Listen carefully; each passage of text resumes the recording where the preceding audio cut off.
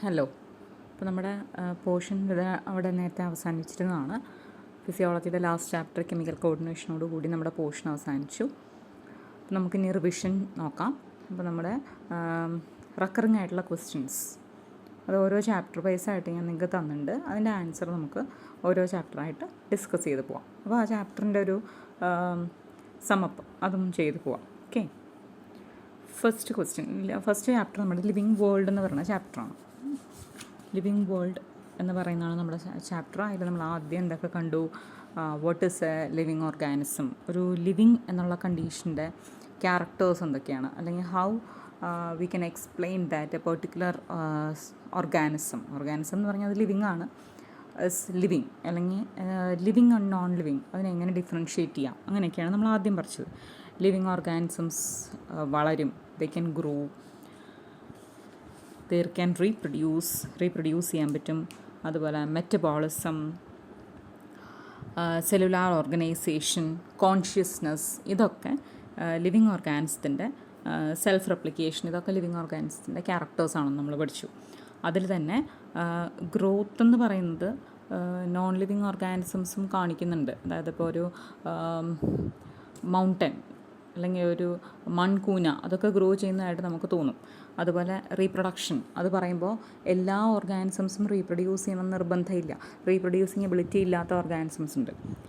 അപ്പോൾ അതൊന്നും നമുക്ക് മൂവ്മെൻറ്റ്, ചിലത് സെഡൻറ്ററി ഉണ്ട്. അപ്പോൾ അതൊക്കെ എസെൻഷ്യലായിട്ട് അല്ലെങ്കിൽ അതിൻ്റെ ഡിഫൈനിങ് പ്രോപ്പർട്ടി ആണെന്ന് നമുക്ക് എക്സ്പ്ലെയിൻ ചെയ്യാൻ പറ്റില്ല.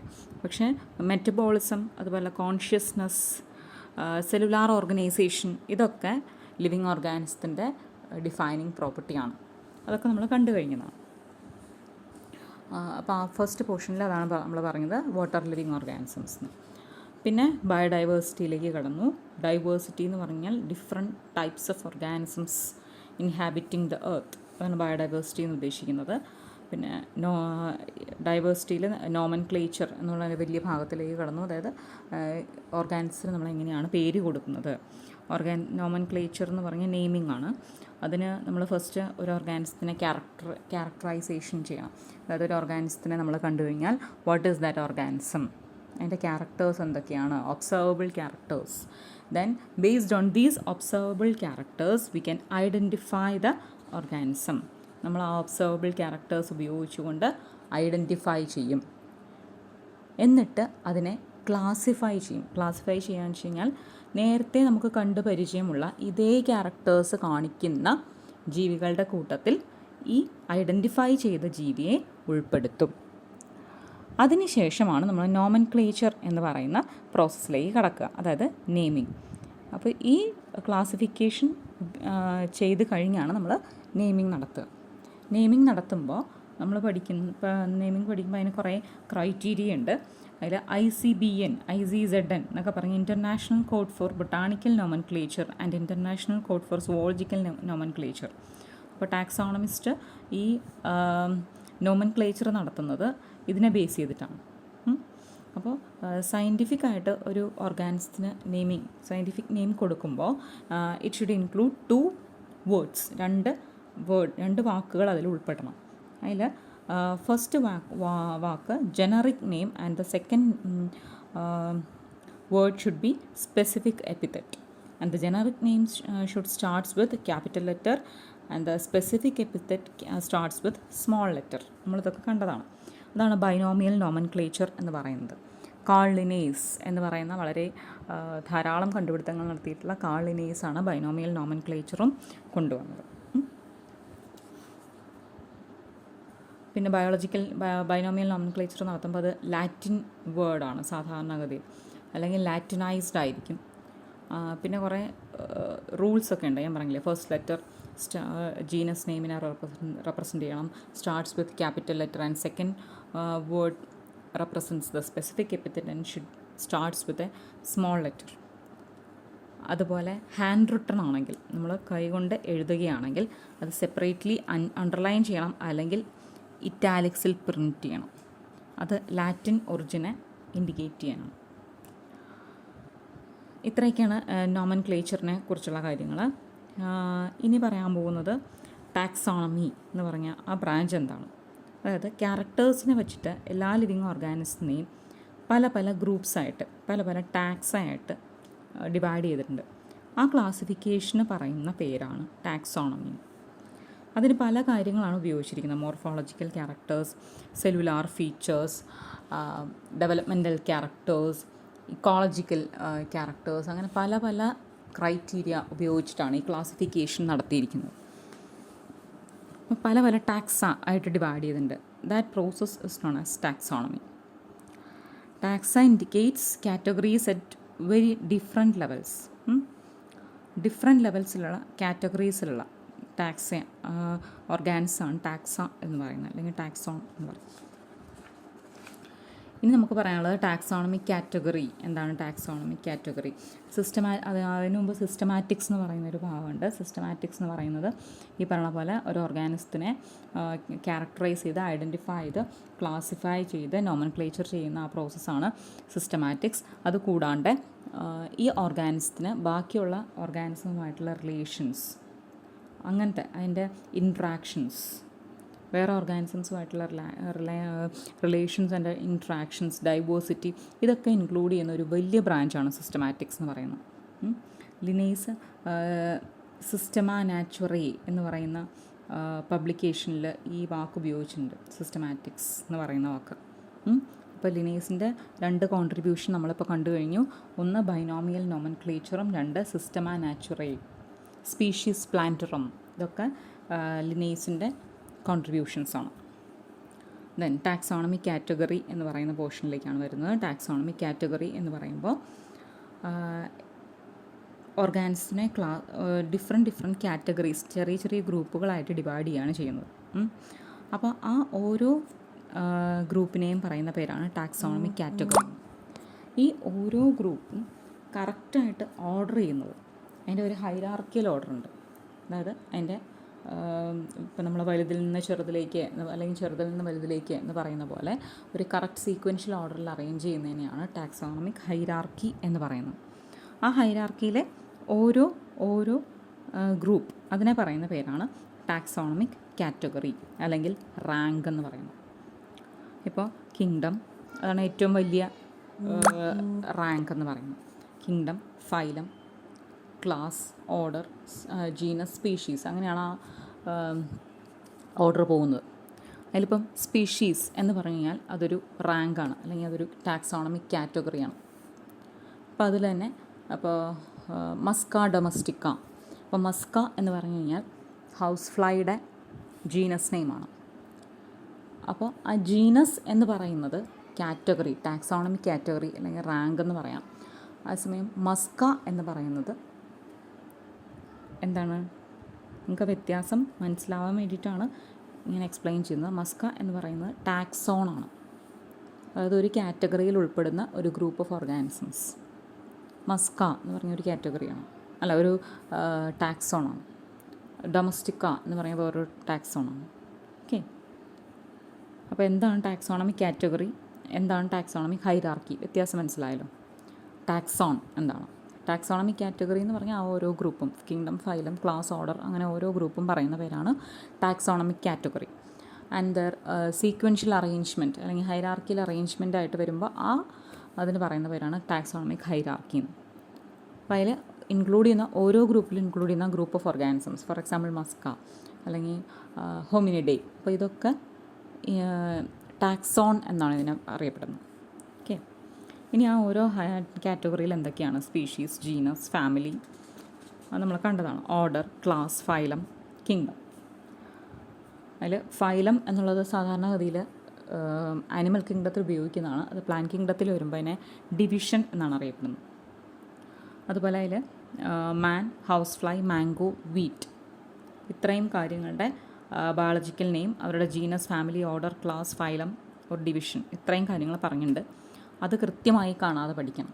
അതെപ്പോഴും പരീക്ഷയിൽ ചോദിക്കുന്നതാണ്, ഒരു ടേബിൾ പോലെ തന്നിട്ട്. പിന്നെ ടാക്സോണമിക്കൽ എയ്ഡ്സ്. ടാക്സോണമിക്കൽ എയ്ഡ്സ് എന്ന് പറയുമ്പോൾ ഈ ക്ലാസിഫിക്കേഷനും ഈ ടാക്സോണമിക് കാറ്റഗറൈസേഷനൊക്കെ സഹായിക്കുന്ന കാര്യങ്ങൾ, അതിനെയാണ് നമ്മൾ ടാക്സോണമിക് എയ്ഡ്സ് എന്ന് പറയുന്നത്.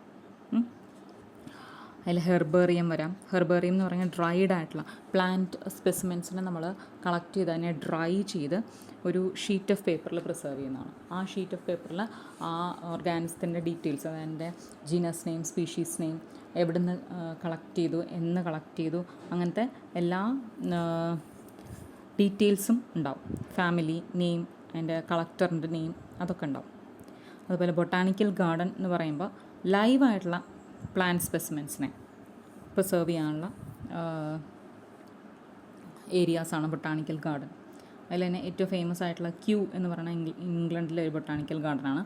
ഇന്ത്യയിലാണെങ്കിൽ ഇന്ത്യൻ ബൊട്ടാണിക്കൽ ഗാർഡൻ ഹൗറ, അതുപോലെ national botanical research institute NBRI Lucknow, ഇതൊക്കെ ഇന്ത്യയിലെ ബൊട്ടാണിക്കൽ ഗാർഡൻസാണ്. ആ പേരുകളൊക്കെ ഒന്ന് ഓർത്തിരിക്കുക.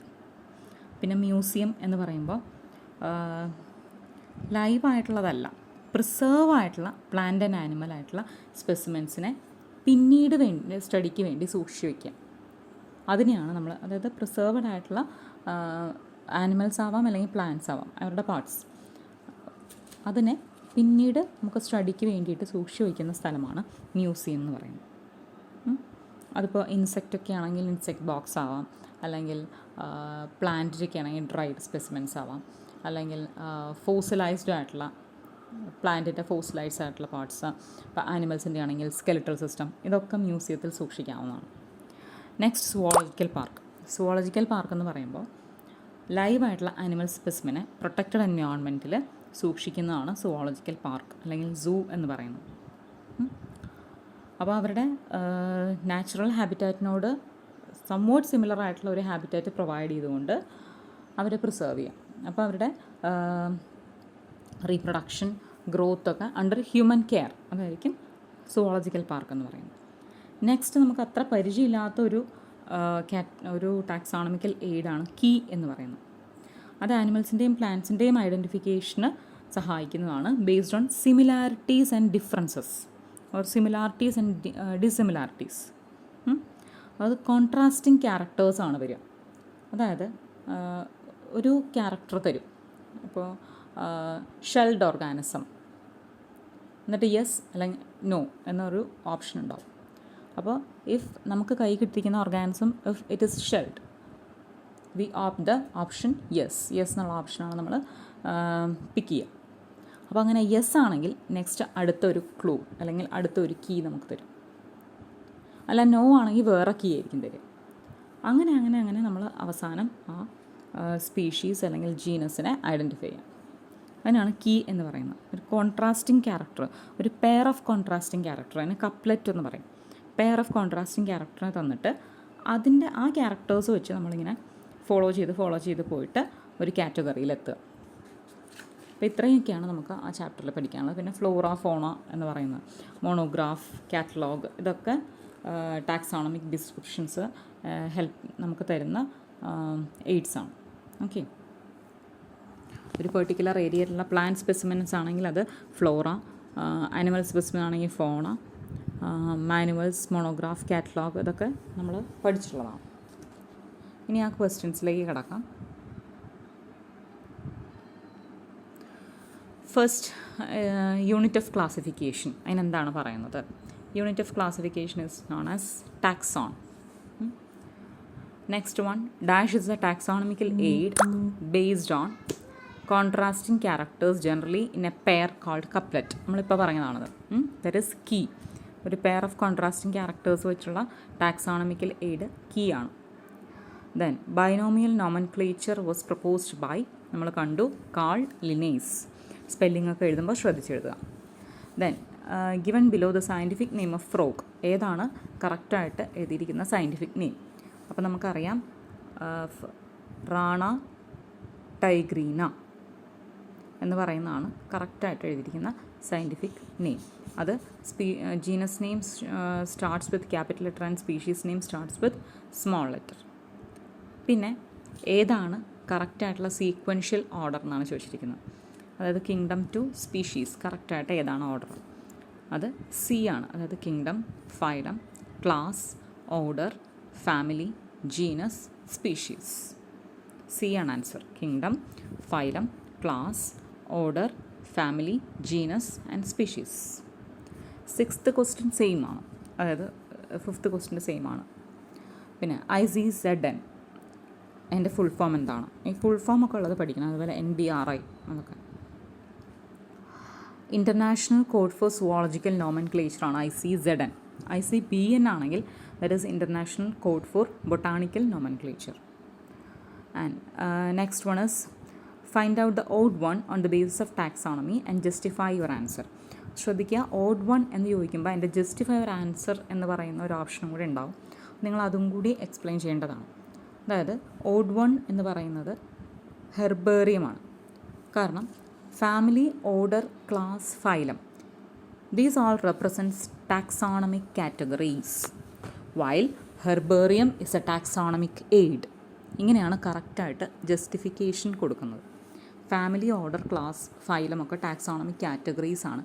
അതേസമയം ഹെർബേറിയം ഒരു ടാക്സോണമിക് എയ്ഡാണ്. ഇനി കറക്റ്റ് സീക്വൻസ് അത് നമ്മൾ നേരത്തെ പറഞ്ഞു തന്നെയാണ്, അതുകൊണ്ട് റിപ്പീറ്റ് ചെയ്യുന്നില്ല. Then 10th question, botanical garden living plants ആണെങ്കിൽ ലിവിങ് ആനിമൽസിനെ പ്രിസർവ് ചെയ്യുന്നത് എവിടെ? That is zoological park.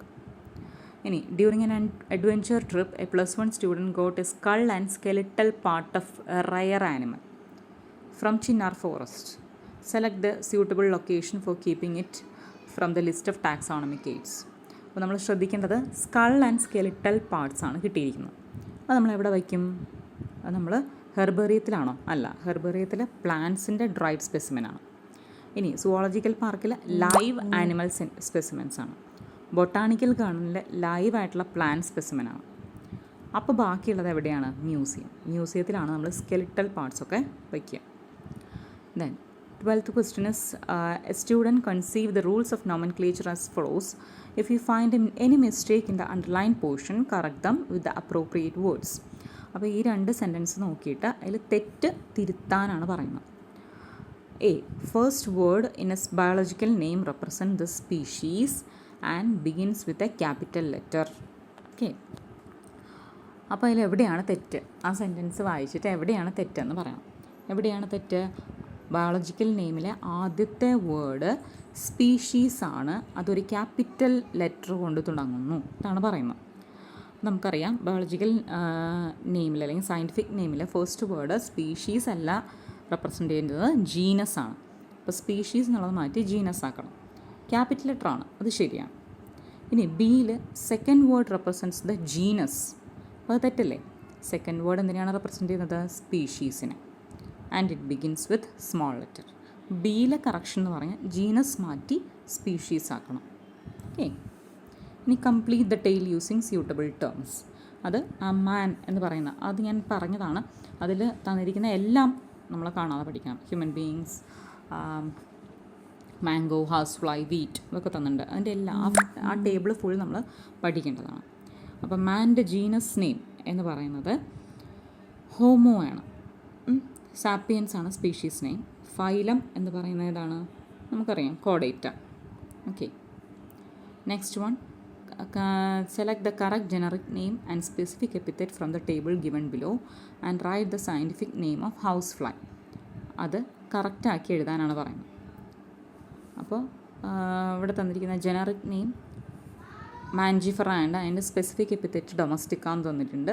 പിന്നെ മസ്കയുടെ ഇൻഡിക്കാന്ന് തന്നിട്ടുണ്ട്. അപ്പോൾ നമുക്കറിയാം ഹൗസ് ഫ്ലൈയുടെ അല്ലെങ്കിൽ ഈച്ചയുടെ സയൻറ്റിഫിക് നെയിം. അപ്പോൾ മസ്ക ഡൊമസ്റ്റിക്ക എന്ന് പറയുന്നതാണ് ഈച്ച അല്ലെങ്കിൽ ഹൗസ് ഫ്ലൈയുടെ സയൻറ്റിഫിക് നെയിം.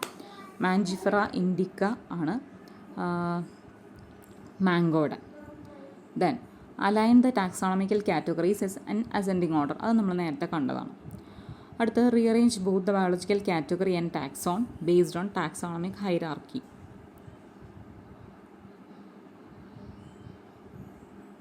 അത് കറക്റ്റായിട്ട് കാറ്റഗറിയും ടാക്സോണിനെയും കറക്റ്റായിട്ട് ഓർഡർ ചെയ്യാനാണ് പറയുന്നത്. അപ്പോൾ എങ്ങനെ ഓർഡർ ചെയ്യാം? ടാക്സോണമിക് ഹൈറാർക്കി വെച്ചിട്ട് ഓർഡർ ചെയ്യാം. അപ്പോൾ നമുക്ക് വേണമെങ്കിൽ species, genus, family, order, class, phylum, kingdom എന്നിട്ട് എന്നാവാം, അല്ലെങ്കിൽ കിങ്ഡത്തിന് താഴേക്ക്. അപ്പോൾ ഫസ്റ്റ് നമ്മളിപ്പോൾ ഫൈലമാണെങ്കിൽ ഫൈലം.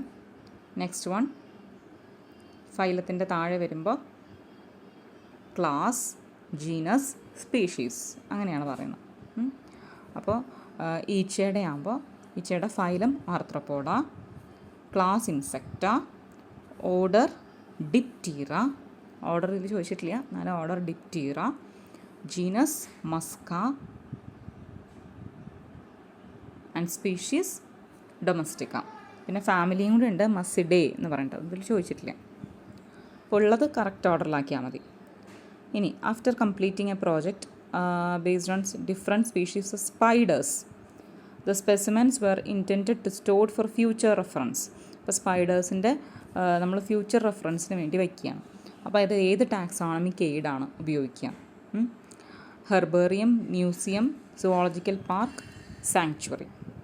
നമുക്കറിയാം ഹെർബേറിയം ഞാൻ എന്താണെന്ന് പറഞ്ഞു, പ്ലാന്റ്, ഡ്രൈഡ് പ്ലാന്റ് സ്പെസിമെൻസ് ആണ്. സുവോളജിക്കൽ പാർക്ക് ലൈവ് ആയിട്ടുള്ള ആനിമൽ സ്പീഷീസ് ആണ്. സാങ്ച്വറി എന്ന് പറഞ്ഞു കഴിഞ്ഞാൽ ലൈവ് ആയിട്ടുള്ള ആനിമൽ ആൻഡ് പ്ലാന്റ് സ്പീഷീസ് ആണ്. മ്യൂസിയത്തിലാണ് നമ്മൾ വയ്ക്കുക. ഡ്രൈഡ് ആയിട്ടുള്ള സ്പെസിമെൻസ് ഫോർ ഫ്യൂച്ചർ യൂസ് എന്ന് പറയുമ്പോൾ അത് മ്യൂസിയമാണ്. Then categorize the following terms into 2 and give suitable title. നമുക്ക് തന്നിരിക്കുന്നത് species, museum, class, genus, zoo and ഹെർബേറിയമാണ്. നമുക്കറിയാം തന്നിരിക്കുന്നത് 2 കാറ്റഗറി, 2 ആയിട്ട് തിരിക്കാം. അപ്പോൾ നമ്മളെങ്ങനെ തിരിക്കും? ടാക്സോണമിക് കാറ്റഗറി എന്നും ടാക്സോണമിക് എയ്ഡ് എന്നും തിരിക്കാം. ടാക്സോണമിക് എയ്ഡ്സിൽ വരുന്നത് മ്യൂസിയം, സുവോളജിക്കൽ പാർക്ക്, ഹെർബേറിയമാണ്. ഇനി ടാക്സോണമിക് കാറ്റഗറിയിൽ വരുന്നത് സ്പീഷീസ്, ക്ലാസ്, ജീനസ് ആണ്. ഓക്കെ, അടുത്ത question, 19th question. Taxonomic aids are very useful for identification and classification and identification of organisms. Name any 2 taxonomic aids. ഏതെങ്കിലും 2. Herbariums, zoological park, key, museum, botanical garden, അങ്ങനെ ഏതെങ്കിലും 2. Next one, collection of living പ്ലാന്റ്സിനെ botanical gardens എന്ന് പറയുന്നു. അങ്ങനെയാണെങ്കിൽ animals kept in protected environment, അപ്പോൾ അതെന്താണ് പറയുക? That is zoological park. ഇനി ഹോമോസാപ്പിയൻസ് മാൻ ആണെങ്കിൽ മസ്ക ഡൊമസ്റ്റിക്ക എന്താണ്? House fly. അടുത്ത, rearrange the following in correct taxonomic hierarchical sequence. Correct സീക്വൻസിലാക്കാൻ. അപ്പോൾ എങ്ങനെയാണ്? സാപ്പിയൻസ് എന്ന് പറയുന്ന സ്പീഷീസിൽ നിന്നാണ് നമ്മൾ തുടങ്ങുന്നതെങ്കിൽ സാപ്പിയൻസ് കഴിഞ്ഞ് ഹോമോ, അതാണ് ജീനസ് നെയിം. പിന്നെ ജീനസ് കഴിഞ്ഞാൽ ഫാമിലിയില്ലേ, അപ്പോൾ ഫാമിലി ഹോമിനിഡേ. അത് കഴിഞ്ഞാൽ order പ്രൈമേറ്റ, then class Mammalia, and finally phylum Chordata. Sapiens എങ്ങനെയാണ് വരിക? ഫസ്റ്റ് സാപ്പിയൻസ്, അത് കഴിഞ്ഞ് ആരോ മാർക്ക് ഇട്ടിട്ട് ഹോമോ, ദെൻ ഹൊമിനിഡേ, പ്രൈമേറ്റ, മമേലിയ, കോഡേറ്റ. ദെൻ അടുത്തതും സ്കള്ളാണ്. രാജു ഒരു സ്കള്ള് കളക്ട് ചെയ്തു, എവിടെയാണ് വയ്ക്കുക? എവിടെയാണ് വയ്ക്കുക? മ്യൂസിയം. അത് നമ്മൾ പറഞ്ഞതാണ്. ഓക്കെ, അപ്പോൾ ഇത്രയുമാണ് ഫസ്റ്റ് ചാപ്റ്ററിലെ റെക്കറിങ് ആയിട്ടുള്ള ക്വസ്റ്റ്യൻസും അതിൻ്റെ ഒരു സമ്മപ്പ് ഫസ്റ്റ് ചാപ്റ്ററിൻ്റെ. Okay, thank U.